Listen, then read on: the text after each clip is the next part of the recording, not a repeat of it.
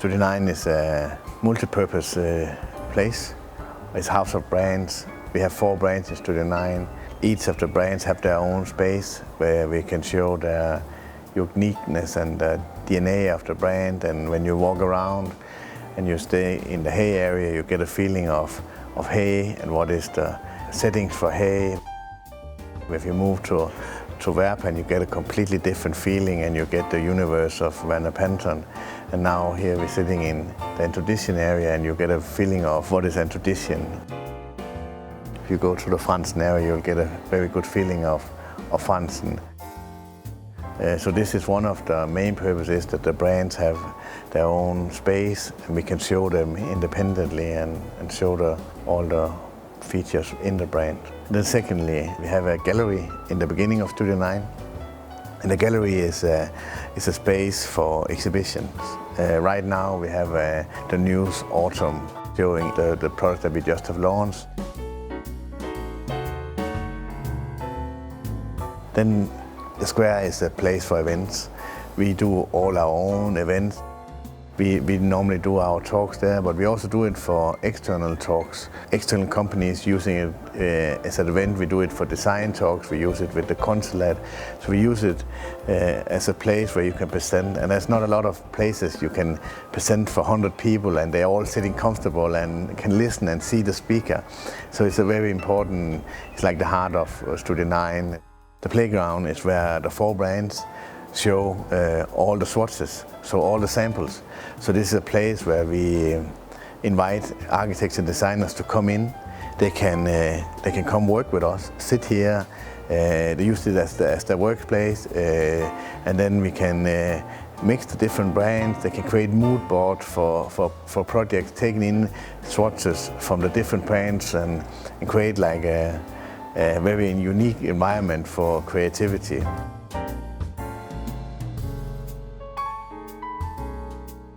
Overall, it's a big space, but we are combining multiple things. So it's not just a showroom. It's just not an event space. It's just not a gallery. Or we're combining all those disciplines into one location, and that's Studio 9, and that's what we wanted to come.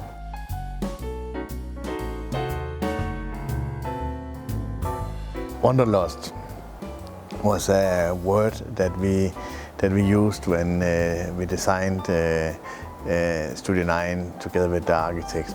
Wanderlust means actually endless traveling or so exploring.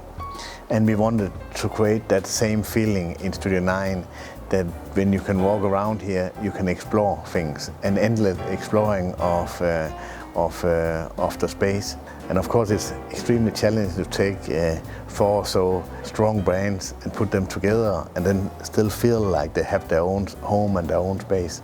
But I think the Wanderlust concept of exploring freely between the brands, I think works very well, and we can at least see for our visitors that they spend a lot of time here.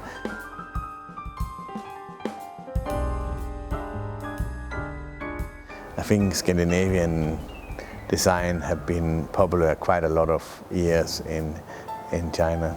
We launched Hay in 2012, and I think there have been a trend, especially between the younger generations, when they are decorating their apartment, they tend to use a more Scandinavian style or more simple way of designing, and that simplicity, I think, is now into many homes, and this of course we can see on social media. And then I also have to say that China is such a big country, and there's so many people using different styles, and I think it's not like all of China is going to use a Scandinavian design style, but of course there is a group of people who are coming bigger and bigger, but it's something that we can see that is growing. But I still think that China is such a big place that there will be many different styles.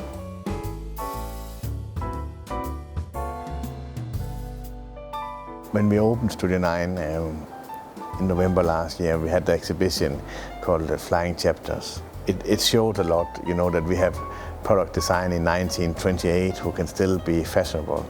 And I think to buy good design products. It's not something that you just throw away, something that in best case you can give to your kids or can be inherited between generations. So I hope that Studio 9 can be like a bridge for people to understand what really good design is all about.